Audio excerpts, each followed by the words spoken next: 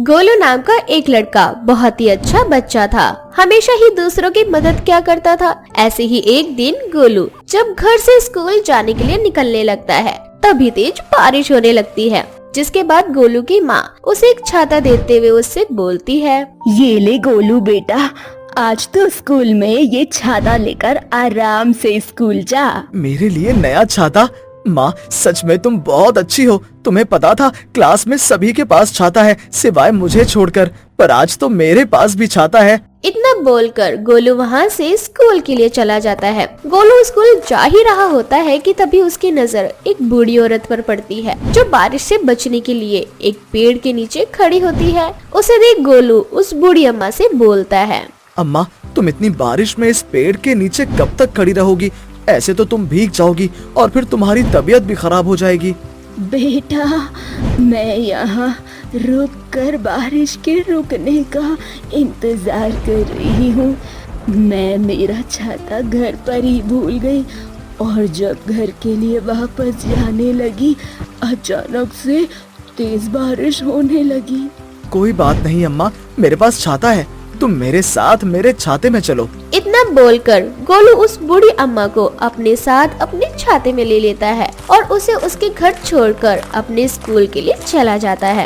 कुछ देर बाद स्कूल की छुट्टी हो जाती है और सभी बच्चे अपना अपना छाता लेकर घर के लिए निकल पड़ते हैं। लेकिन तभी गोलू देखता है कि उसकी क्लास की एक लड़की अपने क्लासरूम के बाहर रो रही होती है। उसको रोता देख गोलू उसके पास जाता है और उससे बोलता है, अरे बिजली, तुम रो क्यों रही हो? तुम्हें घर नहीं जाना क्या? पर गोलू, मेरे पास तो छाता नहीं है। मैं और मेरी छोटी बहन अब इस बारिश में भीगते हुए घर कैसे जाएंगे? हमारे पास तो केवल एक ही छाता था और वो भी किसी ने चुरा लिया। बिजली को रोता देख और उसकी छोटी बहन को उसके साथ देख गोलू को अच्छा नहीं लगता और गोलू अपना छाता बिजली को देते हुए उससे बोलता है, कोई बात नहीं बिजली, मेरा छाता तुम रख लो। मैं तो अकेला हूँ, मैं भीगते हुए घर चला जाऊंगा, पर तुम्हारे साथ तुम्हारी छोटी बहन है, अगर वो भीगी तो उसकी तबीयत खराब हो जाएगी। थैंक यू गोलू, तुम बहुत अच्छे हो। अब बिजली गोलू का छाता लेकर अपनी बहन के साथ अपने घर के लिए निकल जाती है। कुछ देर बाद गोलू भी बारिश के मजे उठाते हुए अपने घर के लिए निकल पड़ता है। लेकिन तभी वो करण और आशु की बातें सुन लेता है। देखा, बिजली का छाता चोरी करने से तुझे कितना फायदा हुआ। तेरा वो टूटा छाता खोलते ही फिर से टूट गया। अगर हम दोनों ने आज बिजली का छाता चोरी नहीं किया होता तो तू तो भीगते हुए अपने घर जा रहा होता। करण और आशु की बात सुनकर गोलू को बहुत बुरा लगता है और गोलू उन दोनों से बोलता है, बिजली के साथ तुम दोनों ने सही नहीं किया।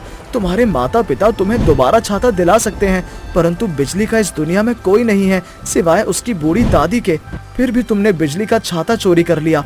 देखो, तुम दोनों चुपचाप से जाकर बिजली को उसका छाता दे दो। चल भाग यहाँ से, बड़ा आया बिजली की साइड लेने वाला। अब ये छाता हमारा है। इतना बोलकर करण और आशु गोलू को धक्का मारकर चले जाते हैं और बेचारा गोलू कीचड़ में गिर जाता है। वही बूढ़ी औरत एक छाता लेकर गोलू के पास आती है और उसे उठाती है। उसे उठाने के बाद वो बूढ़ी औरत गोलू को एक छाता देती है और उससे बोलती है, गोलू बेटा, तुमने सुबह मेरी मदद करी थी। तुमने सुबह सुबह अपनी छाते के जरिए मुझे पहले मेरे घर पहुंचाया था, इसीलिए अब मैं ये छाता तुम्हें दे रही हूँ। बारिश भी तेज हो रही है, तुम पूरी तरह से भीग चुके हो। तुमने सुबह मेरी मदद की थी, इसीलिए मैं अब तुम्हारी मदद करती हूँ। मेरा ये छाता तुम रख लो बेटा। अम्मा, अगर मैं आपका छाता रख लूंगा तो आप घर कैसे जाओगी? गोलू बेटा, मैंने तुम्हें देखा है, तुम बहुत भोले हो और बहुत अच्छे भी, इसीलिए मैं तुम्हें अपना छाता दे रही हूँ।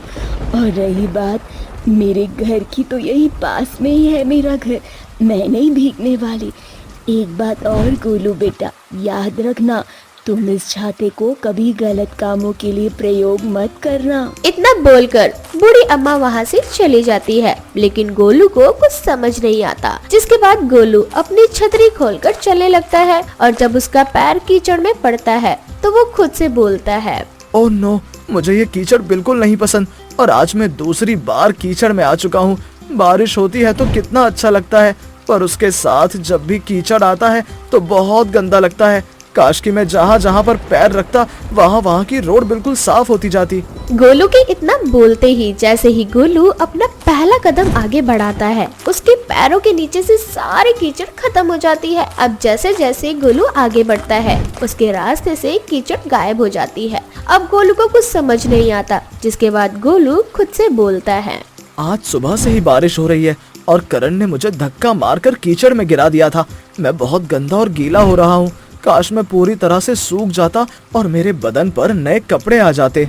गोलू के इतना बोलते ही उसकी इच्छा पूरी हो जाती है, जिसके बाद गोलू को उस बूढ़ी औरत की बात याद आती है और वो समझ जाता है कि एक जादुई छाता है। जिसके बाद गोलू अपने जादुई छाते को लेकर अपने घर के लिए जाने लगता है। लेकिन ये सब कुछ करण और आशु देख लेते हैं, जिसके बाद वो दोनों गोलू से उसका छाता छीनने की सोचते हैं और गोलू के पास जाकर गोलू से बोलते हैं, गोलू तुम सही बोल रहे थे, हमने बिजली का छाता चुराकर बहुत गलत किया। ये लो बिजली का छाता, ये छाता तुम रख लो और कल उसे दे देना। मुझे बहुत अच्छा लग रहा है करण, तुम दोनों को अपनी गलती का एहसास हो गया। पर गोलू तुम्हारे कहने पर हम बिजली को उसका छाता तो वापस कर रहे हैं, पर आशु के पास कोई छाता नहीं है। क्या तुम अपना छाता आशु को नहीं दे सकते? चलो अब गोलू हमने तुम्हारी बात मानी है तो तुम भी हमारी बात मानो और अपना ये सुंदर सा छाता हमें दे दो। नहीं, तुम दोनों बहुत बुरे हो, मैं तुम दोनों को अपना छाता नहीं देने वाला। इतना बोलकर गोलू अपना छाता लेकर वहाँ से भागने लगता है। लेकिन आशु और करण मिलकर उससे जबरदस्ती उसका छाता छीन लेते हैं और उसके छाते को खोलकर जादुई छाते से बोलते हैं, जादुई छाते मैं चाहता हूँ कि सामने जो बैल बंधी है वो बैल गोलू के पीछे पड़ जाए। लेकिन जादुई छाता करण की बात नहीं सुनता और उड़कर एक बार फिर से गोलू के पास आ जाता है। जिसके बाद गोलू अपने छाते को बंद करके घर की ओर निकलने लगता है, तो वहीं वह बैल गोलू के पीछे ना पड़कर करण और आशु के पीछे पड़ जाता है। ये देख गोलू को बहुत मजा आता है और वो बहुत जोर जोर से हंसने लगता है। जिसके बाद गोलू अपनी जादुई छाते के साथ घर जाने लगता है। तभी वो रास्ते में देखता है कि एक गरीब आदमी अपने घर के बाहर बैठकर रो रहा है। उसे रोता देख गोलू उसके पास जाता है और उससे बोलता है, क्या हुआ काका, आप इस तरह से क्यों रो रहे हैं? बेटा, मैं एक गरीब आदमी हूँ, मेरा इस दुनिया में कोई नहीं है।